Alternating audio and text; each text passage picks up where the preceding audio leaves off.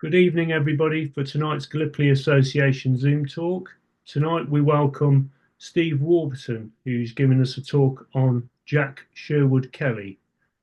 Steve is a former history teacher who spent too many years saying he's going to write a book about Gallipoli.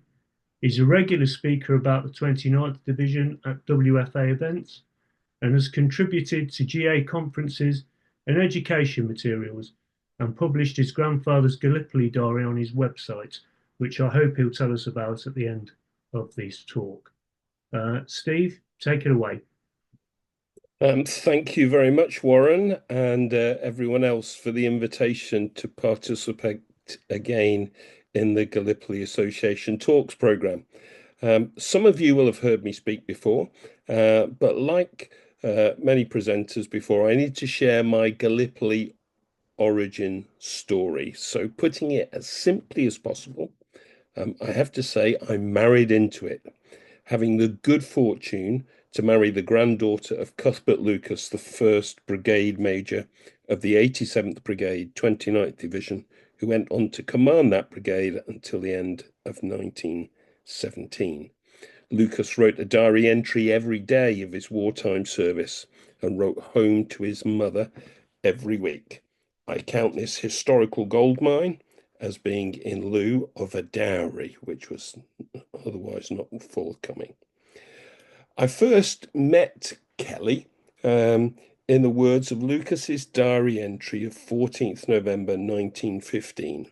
It is the shortest of his 360 Gallipoli entries, entries which ran from early January 1915. And it just says, Kelly dined. His diary entries on Sundays were always shorter, but I was intrigued about Kelly, who made it to Sunday lunch or Sunday evening meal with Lucas on November the 14th. And so let's take you through who this man was. I think it's appropriate to have a very quick introduction, which will set the scene perhaps for the rest of the talk as we go through. You need to know that John, very often known as Jack, Kelly, the Sherwood being an affectation added on his arrival in the UK, was a South African veteran of colonial wars, police actions, or imperial oppressions. You can delete as appropriate, according to your political taste, who was sent to the Dardanelles in June 1915. He took a position as a major in the King's Own Scottish Borderers on his arrival in July, and his military career, unlike many who were in the Dardanelles, took off from there. However, 4 years later, his career was to end rather ignominiously as a result of another Churchill-inspired scheme.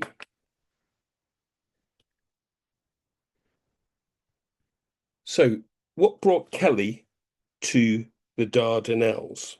The reality is Jack could have gone to any of the 29th Division's battalions as a replacement senior officer. The fighting of April, May, and June had essentially decapitated each one. He was, though, allocated to the 1st King's Own Scottish Borderers. Why them? The first week of fighting had significant consequences for the leadership of the KOSBs, Cosbys, I'll call them. Deployed at Y Beach, as we all know, they had fought a desperate rearguard action to try and maintain their landing, constructing mini forts from their packs and fighting through the night of the 25th, 26th April.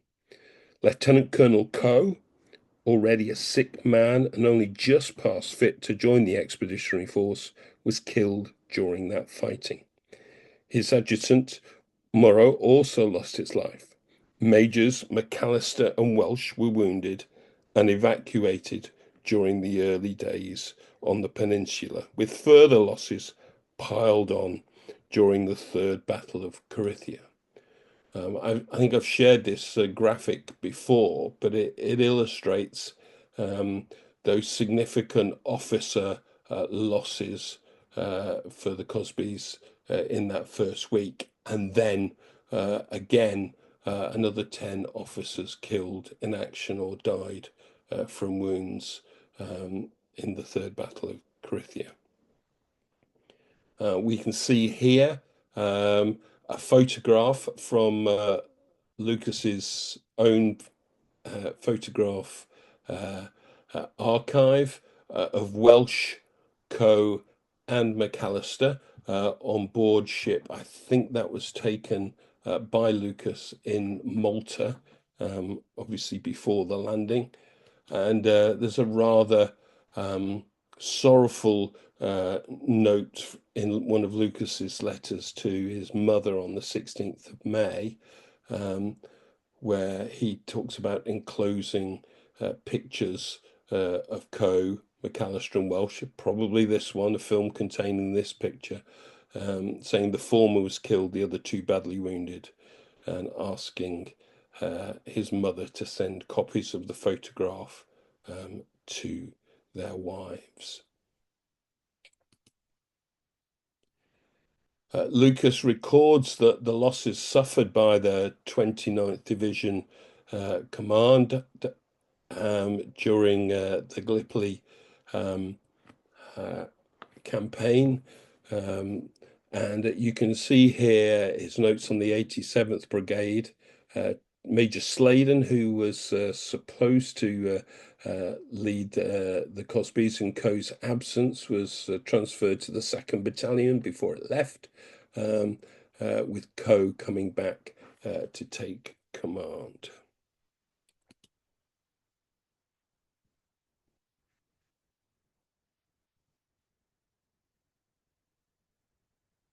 Other graves that were marked of King's Own Scottish Borderers officer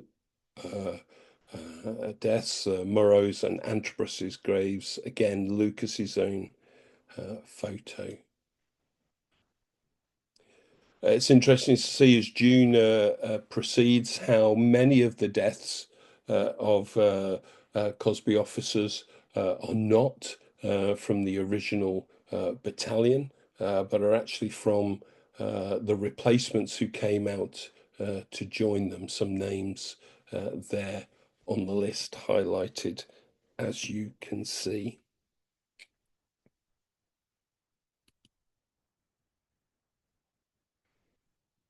So as Kelly came to the Dardanelles, his actual arrival did not elicit much comment at all in Lucas's diary. He and Marshall were far more concerned about the arrival of Dugout Quentin Agnew to command the battalion. And this is an excerpt from Lucas's diary where he rails against Agnew and his desire to lead the Cosbys, and maintains how Stoney, who's been in command of the battalion for the past 2 months, should continue in his place. Stoney himself, of course, had been a landing officer on the River Clyde, loaned from the Egyptian army, who found himself back with his original regiment at this time. And Stoney was very highly respected by Lucas and by Marshall, as we shall see later. Lucas goes on to say General Marshall is very strong on this point, and most people who have any soldiering agree that it is far preferable to have a battalion commanded by one of its own officers, however junior, unless he is absolutely incapable, than to bring an outsider in. This perhaps the still sort of the almost the echoes of the regimental tradition and the importance of those to the participants.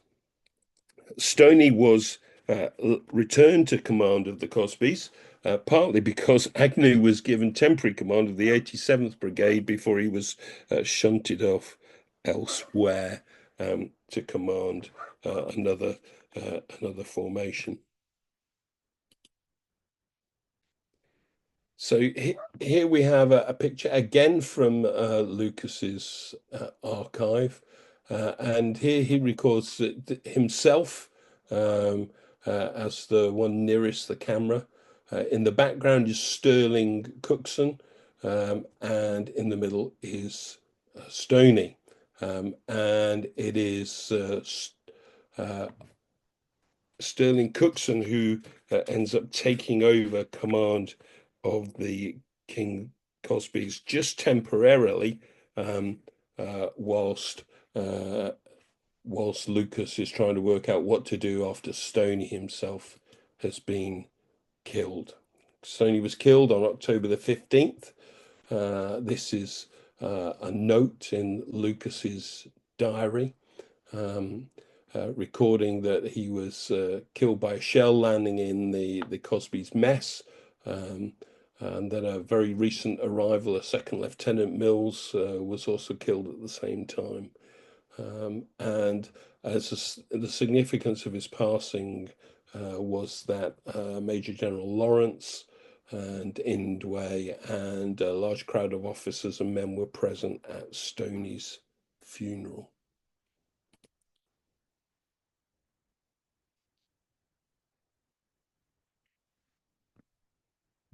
So we talked about how the situation with the Cosbys had actually set up a almost the opportunity for Kelly to take command in October 1915, but it's quite a long journey for him to get there. We probably could say it's a 20-year journey, in fact. So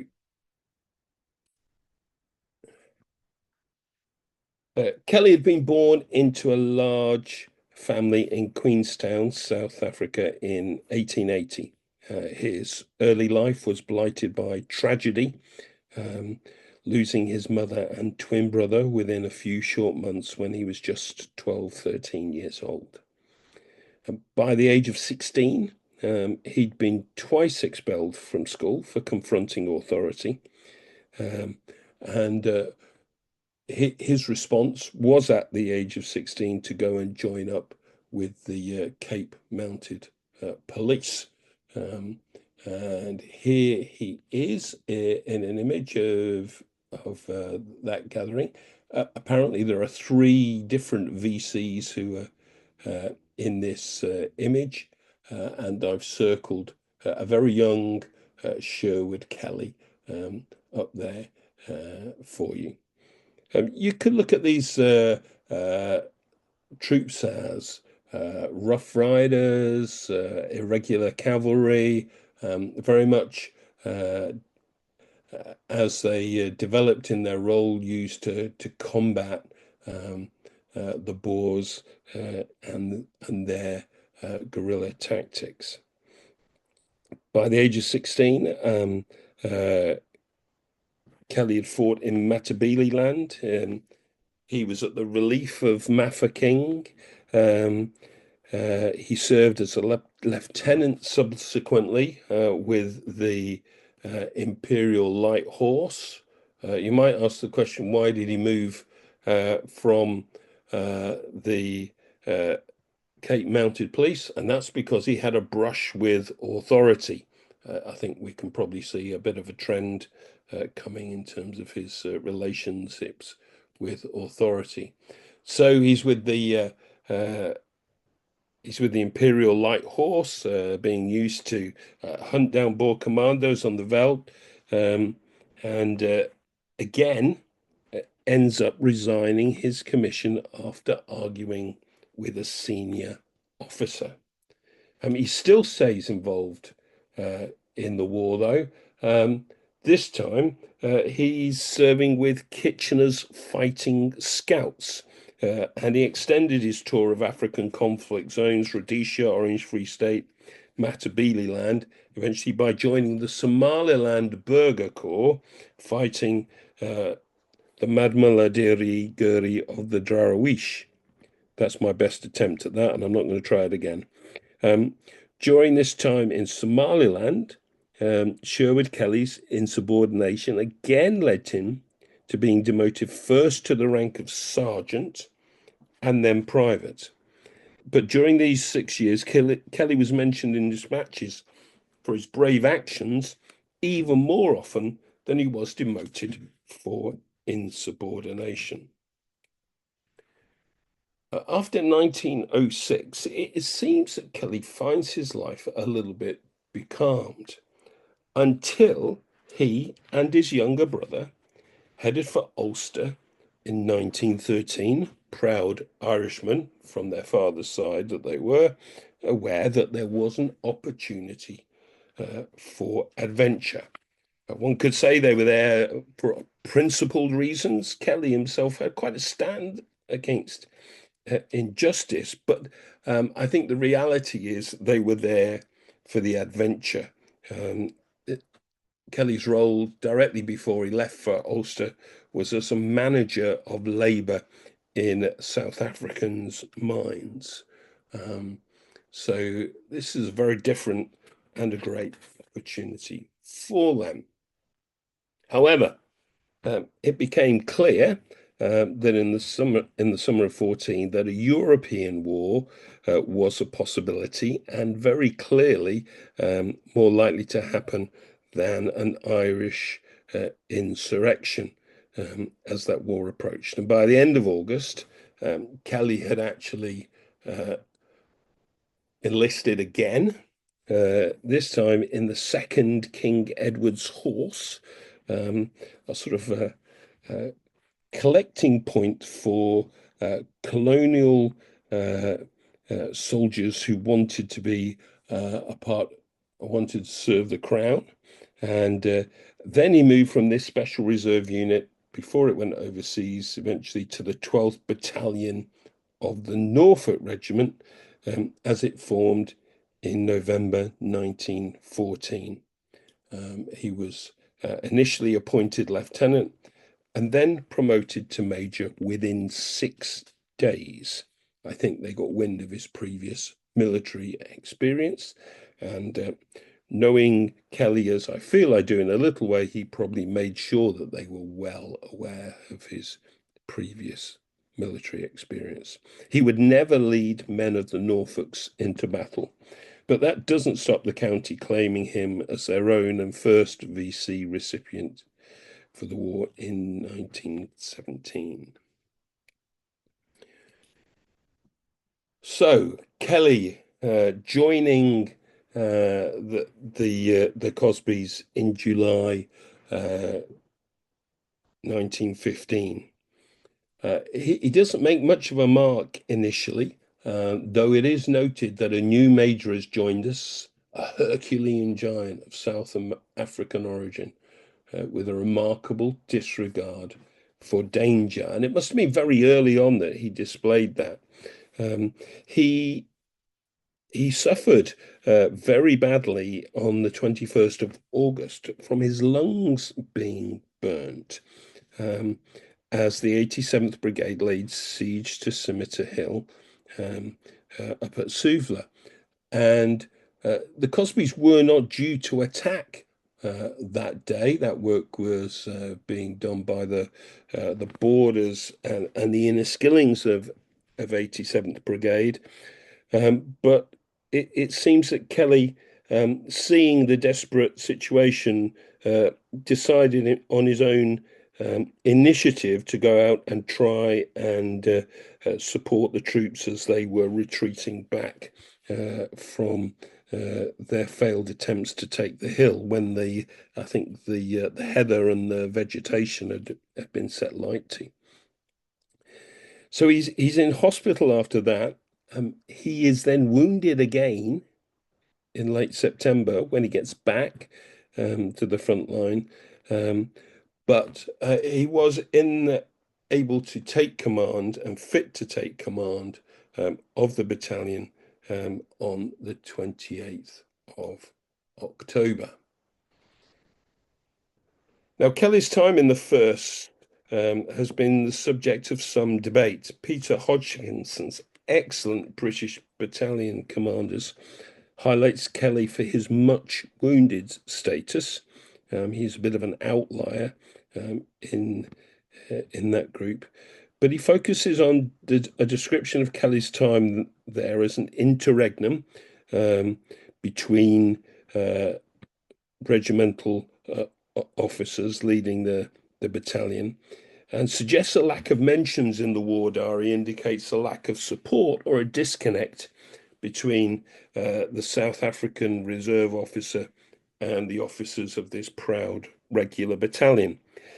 This might be the case that there really isn't enough to go on. We are making judgments based on a lack of what's said rather than what is said. But it should be noted that by this stage of the campaign, the traditional officer group of that battalion had been significantly diluted by deaths, wounds, and sickness evacuation from the peninsula.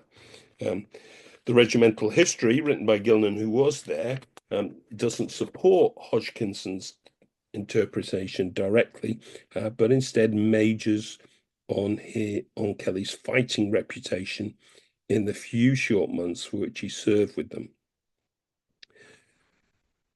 So Lucas actually mentions Kelly about 7 or 8 times. I picked out and highlighted how Lucas mentions him. So he particularly focuses, you can see here, the sort of on the bombing, the trench catapult exhibition, the bombing lecture, the fact that he's wounded whilst bombing, the preparation of defences in preparation for a Turkish attack, which is then repulsed on the 29th of December.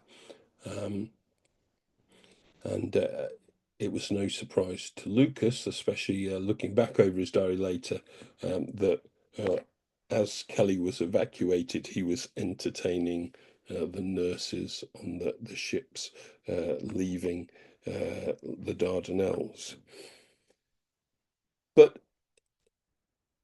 so with bombing featuring significantly in Lucas's diary, it's no surprise that it was on the peninsula that Jack and the sobriquet bombed Kelly. This is owing to his enthusiasm and prowess with this evolving trench warfare branch of small arms. Lucas' diary mentions of Kelly pick out this aspect, and the troops on the peninsula had been forced to improvise bombs from early on in the campaign. Their shortage became as endemic as that of artillery shells.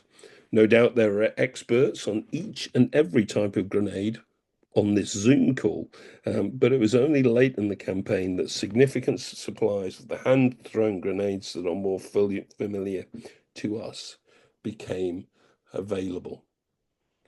I consider this as quite an indicative aspect of Kelly's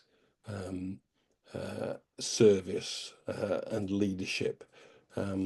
He is at the forefront of the King's Own Scottish Borderers as they support 150th Brigade in repulsing a Turkish attack. And the fact that Lucas at the end will say Kelly, officer commanding Cosby's, must have done very well and thoroughly enjoyed himself, I think summarizes Lucas's appreciation of Kelly's warlike character. Kelly repeatedly put himself in the front of danger where he didn't need to be, but this proved to be his modus operandi. Wounded in the act of bombing, he remained with the Cosbys until their evacuation from the peninsula gave him that chance to entertain the nurses. And just a slide here, a very enlarged picture, but an example of some of the grenades and the bombs that were used on the peninsula. I think that's probably a jam tin one in the middle, an example of the sort of grenade to the left of that was becoming far more significant as the campaign and as the war was to go on.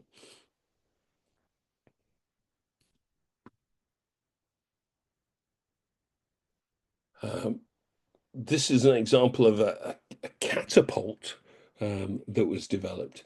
It looks remarkable.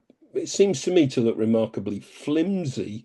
It's probably no surprise that Jack Sherwood Kelly would break three of them in the process of trying to give a bombing demonstration to the troops of his battalion. Uh, on the peninsula. I'd not noticed before. I just blew this up really big on the screen that we've got what looks like a little mortar as well on the bottom right hand side. It's another example of the sort of small arms artillery that was being developed and so useful in trench warfare.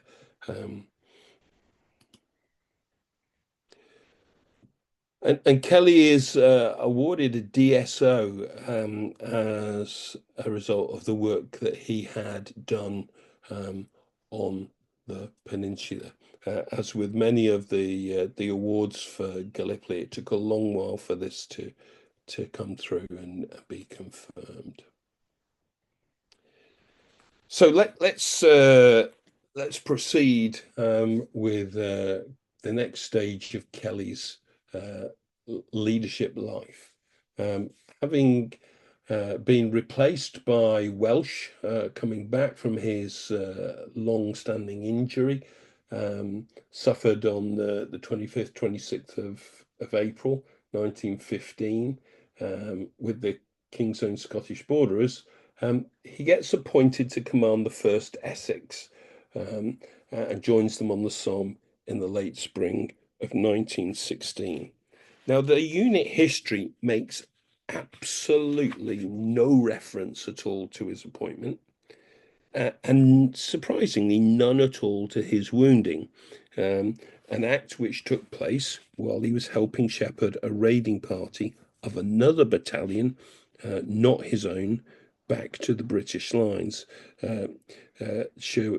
Sherwood Kelly actually got up out of the trench and was in no man's land, trying to get troops back through the wire. He was struck by shrapnel, which grazed a shoulder blade, and there was considerable concern for whether he would survive or not. Lucas's very contemporary diary, remember he wrote something every night, records that it seemed to him that poor old Kelly was dying on the 5th of June, the day after that injury. He was practically unconscious, but recognized me once or twice, managed to say a few words. And Lucas's view is very much formed of him as a magnificent character at this time. But there being an element of a joke in there about him watching over Lucas's interests when he got there to heaven, I assume he was thinking. So that's what happened in 1916, and the situation is that on his recovery from wounds, Kelly proceeded to be sent to South Africa on a recruitment tour. His prominence as an early winner of the DSO and as a South African meant that he returned home as something of a hero, and was exploited, probably rather naively, to get people to volunteer to join the ranks of the British Army and come over to Europe to fight. By the end of 1916, after his tour, um, Kelly is back again in 87th Brigade of the 29th Division, this time as commander of the 1st Royal Inniskilling Fusiliers. So Lucas has him back again. And we have a picture of Sherwood Kelly with an officer group and others within that battalion just here. And Lucas makes comment to his fiancée, soon to be his wife, Poppy. There's a picture of them getting married in early November 1917. So that's Lucas's wife. He writes to Poppy. He says, Colonel Kelly's married. He's been married for just over a year, but it seems to have been a rotten business, and she shouldn't have married anybody and won't live with him. I think more likely he didn't live with her, partly because he seems to have also developed a relationship with a married woman, Dora Cameron. And Lucas talks about this sort of like almost two-sided individual, someone with high ideals, um, uh, but who has a sort of very lax ideas on morality. But Lucas does say, "I would trust him before any man I know," which probably says for for Kelly that he was very much what you saw was what you got. He was a plain speaking, sometimes too plain speaking, especially for some of the more refined members, maybe of an officer's mess or their wives. He was very blunt. He was told off for swearing at different times in perhaps more sensitive situations. But Lucas also acknowledges that Kelly was hard to manage. So just a little quote there in the 17th of August, where Kelly had been told it was his turn to stay behind, perhaps as one of the 10% and not go into the show with his battalion. And Kelly had awful rows with Lucas. Now, Lucas is dealing with these rows, what might be regarded as insubordination, what might be regarded as behavior not acceptable. But Lucas recognizes the strengths of this man and is willing to try and manage him for the sake of the success of the battalion and the success of the brigade. Oh, now, Kelly got his wish to be at the forefront of the fighting in November 1917. The 29th Division were part of the second wave of Cambrai attacks, charged with reaching the canal, taking Masnieres and Marcoing, and then onwards. Poor liaison with tanks, their limited availability, and some German defense meant that the division got hung up trying to cross the canal. And this is the point where Kelly's intervention keeps the division moving forward and into Marcoing and Masnieres. And what I'm going to do is I'm going to read the full VC citation that for the action that was awarded to Kelly at this time. So I'm just going to read this through for us. For most conspicuous bravery and fearless leading, when a party of men of another unit detailed to cover the passage of the canal by his battalion were held up on the near side of the canal by heavy rifle fire directed on the bridge.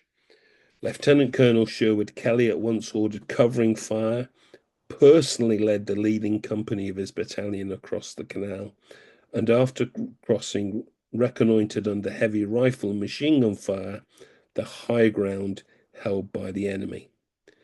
The left flank of his battalion advancing to the assault of this objective was held up by a thick belt of wire, whereupon he crossed to that flank and with a Lewis gun team forced his way under heavy fire through obstacles, got the gun into position on the far side and covered the advance of his battalion through the wire, thereby enabling them to capture the position. Later, he personally led a charge against some pits from which a heavy fire was being directed on his men, captured the pits, together with 5 machine guns and 46 prisoners, and killed a large number of the enemy. Even in the annals of the achievements of VC winners, that seems to me, as a lay observer, to be an instance almost where he could have won the VC 2 or 3 times within one action. However,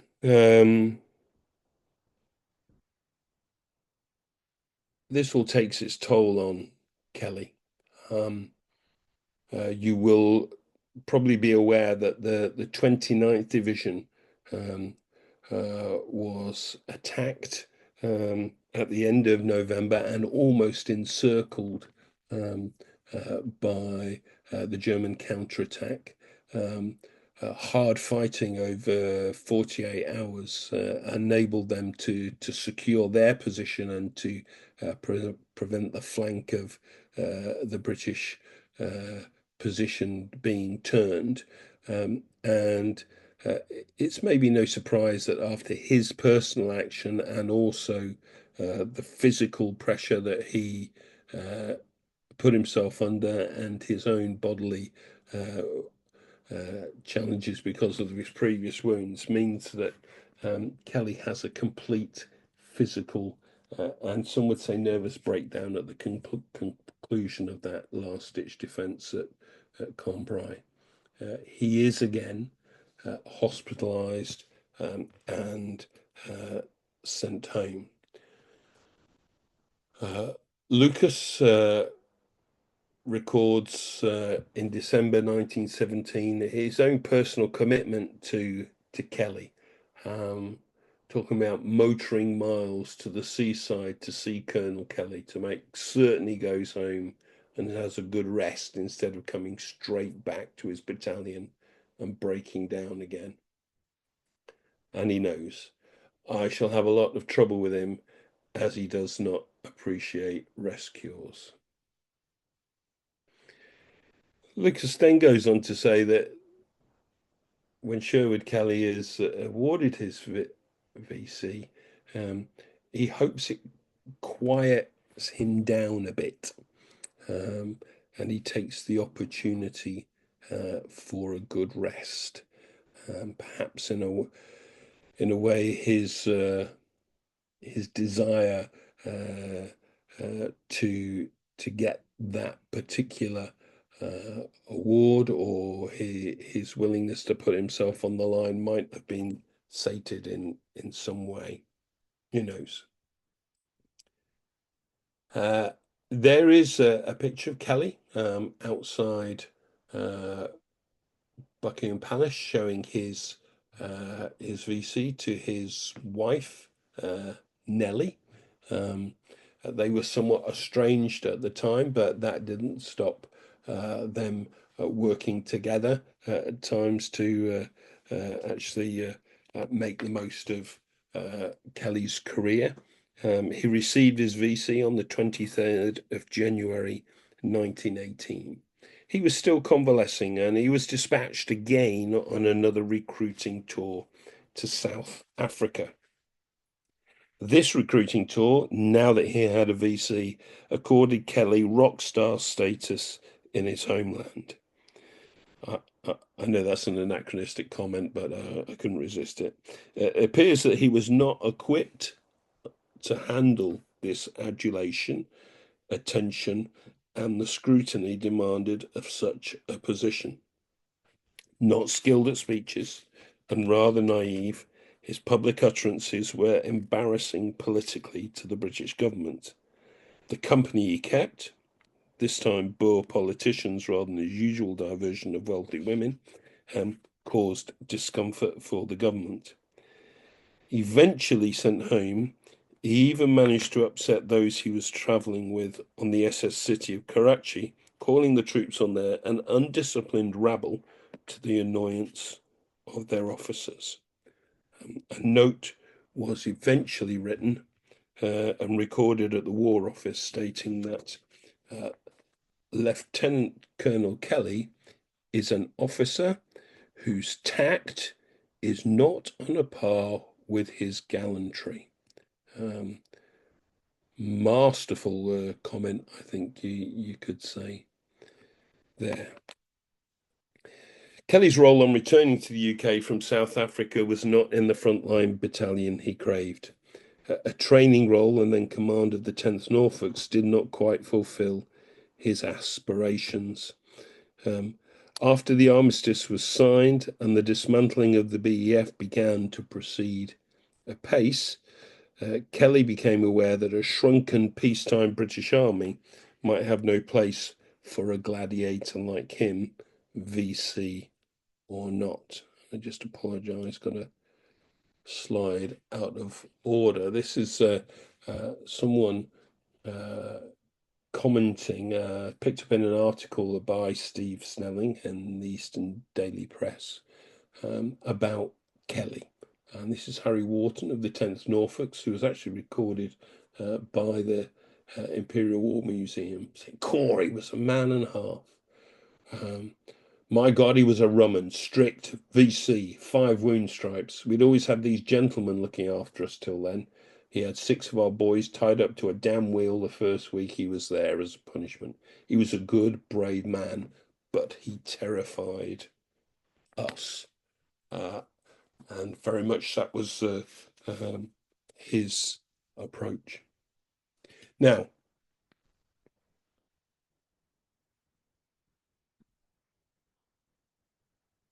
Kelly's way out, or way to maintain his army career, was enlistment in the North Russian Relief Force. It's fair to say it is also possible that he could have been beating a strategic retreat from the complications of his private life. Nellie was petitioning for divorce at this time, and he still had not seen the daughter he had had out of wedlock with Dora Cameron. Now, the situation in Russia went wrong very quickly. Sherwood Kelly thought he was on a whoops, I don't know where those 2 red circles came from. Thought he was on a rescue mission. Here he is with some others of the senior officers sailing to Russia. You can see the star on their shoulder, the white star indicating their participation in the force, and another image, Sherwood Kelly, and this image, I know it's a very poor image, but actually these are, Sherwood Kelly here is with 5 other VC winners who were part of this relief force going to northern Russia. The situation in Russia went wrong very quickly for Sherwood Kelly. And looking back over his career, he does not last very long in any situation. The longest sort of command relationship he had was with Lucas. But during his early years, his hot-headed early years, he was, as we've seen, likely to be demoted, lose his commission. He was bumped all the way down to private at one stage. His time with the Cosbys is short. His time with the Essex is short. spends a longer time with the Inniskillings. So he didn't maintain these relationships very long, and things went wrong in Russia really quickly, and that was not helped by Kelly rapidly becoming aware um, that this rescue mission, supposedly to relieve British troops that were cut off, was more of a wooden horse stratagem of Churchill's to more deeply embroil the British in the attempts to bring down the Bolshevik Revolution in Russia. Kelly's forthright arrogance had already riled Ironside, the NRRF commander, even before operations had started.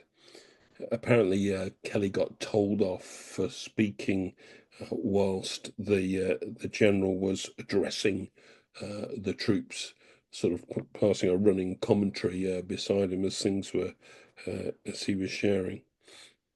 Now, Kelly's troops were immediately successful, and he led from the front, personally killing 3 Bolshevik soldiers on his unit's first patrol. Yet again, we have to ask, what the heck was Kelly doing? His leadership style could best be described as up and at and follow me, and the same behaviour which had resulted in multiple wounds had also been acknowledged as an element in his bravery awards. But he seems not to have lost any of that gung ho attitude. But he's also becoming increasingly argumentative and truculent and questions orders from his commanders. In June 1919, just 8 or 9 weeks after the force had arrived, Kelly had led his battalion on an exhausting advance into enemy territory, 35 miles. His troops had suffered a number of casualties. He was very concerned about how exposed they were because of the failure of other forces to press forward on a position. And he refused to press home an attack on a Bolshevik defensive position.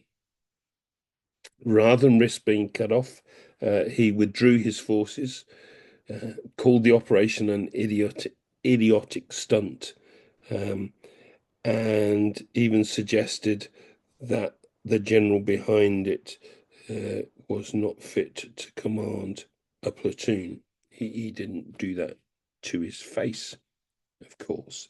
There was a war of words that followed.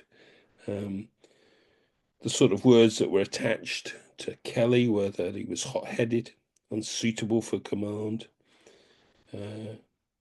He was accused of being someone who had lost his nerve and being a mere swashbuckler. Now, what Kelly could have done was he could have taken this criticism, he could have maintained his case, and he did so, but he went further. He sent a letter home, which had a lot of information in it, which could have been construed as being secret. And his letter home was picked up by the censor. Now, what may have happened is an officer may have been, perhaps had a note of censure or put on his record if he was disclosing too much in a letter home, but not Sherwood Kelly. It seems that this was an opportunity for him to be dismissed, and it was taken. He didn't go quietly. He probably never would. What happens is his letters are published on the front page of the Daily Express. And beneath that headline, Archangel Scandal, exposed duplicity of Churchill's policy in Russia. Kelly delivers an indictment of government policy. Now, here again, of course, he is being perhaps manipulated by the owner of that newspaper, hoping to cause trouble for Churchill. And Lucas realizes that this has got significant consequences. He writes home to his mother-in-law, thank you for sending me the paper about Kelly. Apparently Lucas had gone round several different battalion messes trying to find an example of the newspaper and couldn't find one. And he comes up with the judgment he's an awful ass because he won't get any good out of it, and little sympathy with the army. And Lucas notes he will probably call me as a witness to character if he is tried by court-martial. Accusations fly backwards and forwards. The accusations accusing Kelly of not carrying forward the attacks are dealt with more privately, but he is eventually court-martialed for the letters he has written to private individuals divulging military information. He receives finally a severe reprimand. It was probably the lowest form of sanction available to the court, but that's the one which is put on his record. He doesn't choose, though, to continue to try and maintain his army career. He resigns 2 weeks later. It's got the sort of feeling of a managed departure, in that he is allowed to retain his rank, and he continues to call himself Lieutenant Colonel Sherwood Kelly through the rest of his life. So these years had been difficult ones for Kelly, and they were to get even worse. He was divorced from Nellie in 1919. He makes very little attempt to spend time with the child born to Dora at the end of had been born to Dora at the end of 1917. He'd been court-martialed. The end of his army career, and the end of perhaps the supporting finances from Nellie's rich family means that he is pleading poverty to acquaintances and in the national press. By 1922, he can't pay his gas bill. And again, in the national press picks up the story of this national hero who has been deserted and suffered the vagaries of what happens when you get significant political individuals opposing you. He attempts a change of direction in career, and stands to be the Tory candidate in Clay Cross a couple of times. Is unsuccessful. The second time he does manage to halve the winning majority of the other candidate, but still unsuccessful. He's a man who, when he applies himself to things, tends to get a solution. So he decided to take up golf and managed to reduce his golf handicap to scratch in 5 months, which I am told is a remarkable achievement. But that's probably the only positive thing that's happening in this time. He tries to rejoin the army. He tries to join the French Foreign Legion. He's seeking opportunities for other careers. He told a journalist, though, I am down and out, straitened financially, physically ill, and nearly crazy with worry.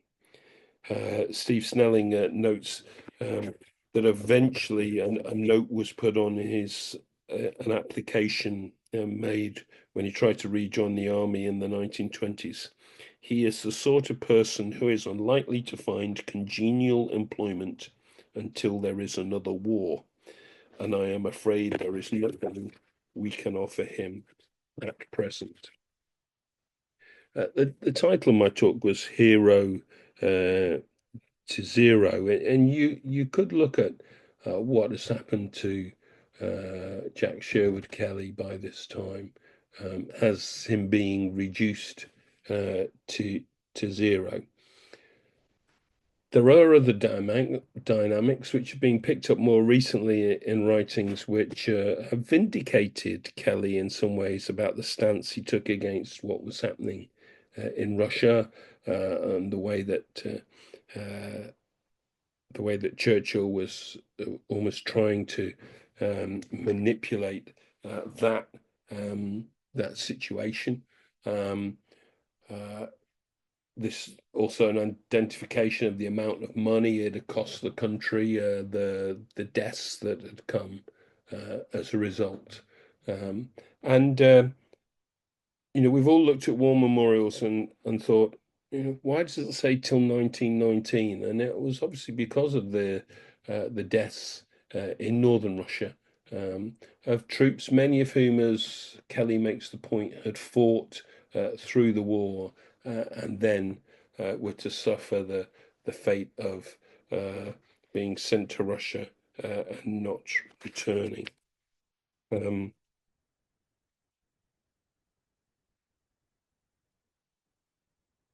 yeah.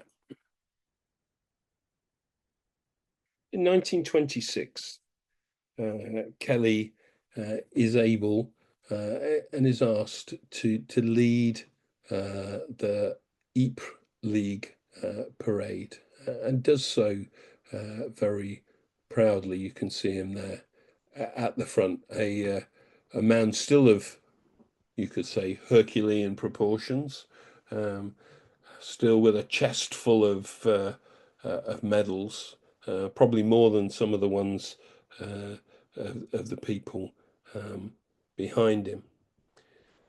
But things go wrong very definitely and very quickly for Sherwood Kelly from 26 onwards. He ends up in Bolivia managing an attempt to forge roads across the country in South America, and he contracts malaria. He comes home, again is down and out on his luck, and he finds a job as house manager of a stately home, guiding people through rooms where King George V had been convalescing at a previous time. And it's a sort of a sad end for his life. The malaria comes back, and his embattled body is not able to survive it. And he eventually dies in a nursing home in Kensington on the 18th of August, 1931.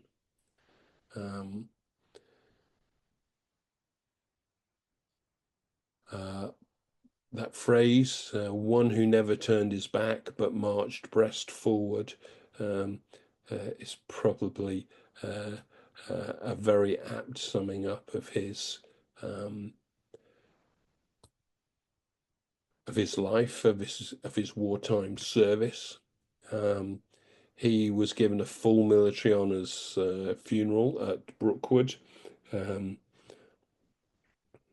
No band, but there was a colour guard there for him. His wife wasn't present, but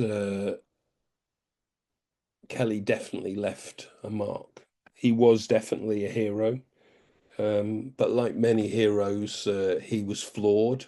Some of his very strengths were the things that were his weaknesses. And there is no doubt, though, of this record of service to his country, and maybe mounted in the wrong order there. But you can see the extent of his contribution to service.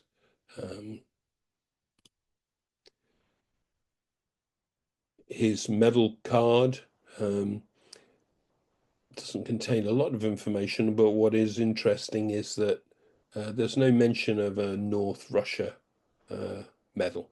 He didn't receive it, despite the fact he had fought there. The government withheld that from him. One little mystery at the end, though, is his pension record records that there is a widow, Mrs. M. Sherwood Kelly, but there is actually no record anywhere of a Mrs. M. Sherwood Kelly. So who knows who was in receipt of his pension.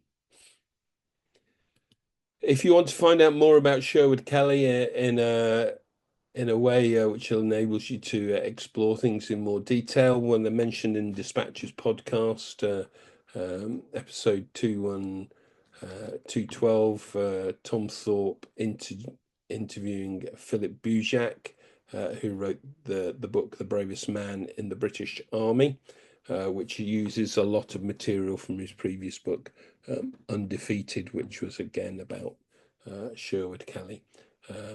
And if you want to explore Churchill's secret war with Lenin and Damien Wright book, it's a good place to start, though there are probably others that we could look at. If you want to find out more about Lucas and what he says about Kelly, there's the blog sites for Lucas at Gallipoli, the top one, and also Lucas's time on the Somme from March 1916 until later on in the summer, when the 87th were moved from the Somme to Ypres. And we'll finish with the headstone and the epitaph of Jack Sherwood Kelly, a hero who may be regarded as a zero by some, depending on their political standpoint, but perhaps still regarded as a hero by the men who he served with and alongside and led. Thank you very much.